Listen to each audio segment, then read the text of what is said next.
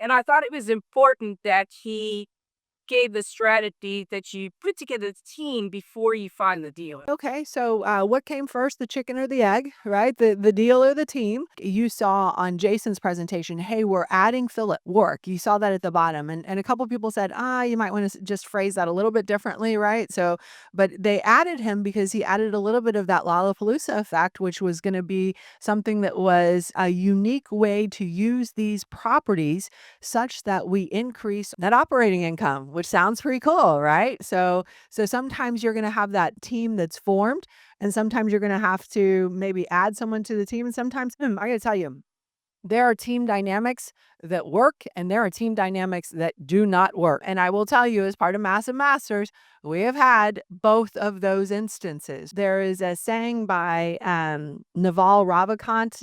Anybody know Naval? He's like the whisperer of Silicon Valley. He's invested in Uber and PayPal and some of these other companies that, have had massive IPOs. And he said something that I really loved. He said, if you don't want to work with this person for a lifetime, don't work with them for a day. It takes an incredible amount of discernment, right? And it also takes picking up on some of the little things that are said or the little things that are done. And it also takes courage from the other team members to say, listen, you're good. You have all of these skills, but we're just not gelling. And and that's okay to say.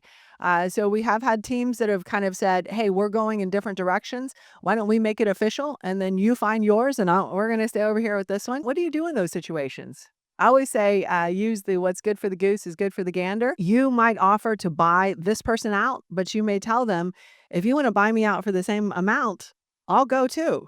And you can have this deal and this opportunity. Now, I don't want to think about that. So, one of my attorneys always uses this phrase: plan for the divorce, before you get married. That's going to be in your agreements, and you do have to think about. And one of the things that I mentioned yesterday when it comes to the deal evaluation is over reliance on what? One individual. And I told you that military term. Did I mention that? Two is one, and one is none. I'm here sharing my journey with you. How can you become a real estate investor yourself without money, without credit, and without a license? Because that's exactly how I became a real estate investor myself, because I didn't have enough of that. So I'm here sharing my journey with you because it did transform my life, because I did take action. I did believe, I did network, and surround myself with the right people in the right time. So if you are watching this video and if you wanted to change your life, your lifestyle, your financial situation, regardless of where you come from, regardless of where you at, this is the time. On the link below, we're going to be posting where you can find all the information that you're going to have for you to start transforming your life today, to come meet me live and my mentors and thousands of other investors as well. And I love for you to come and network with us.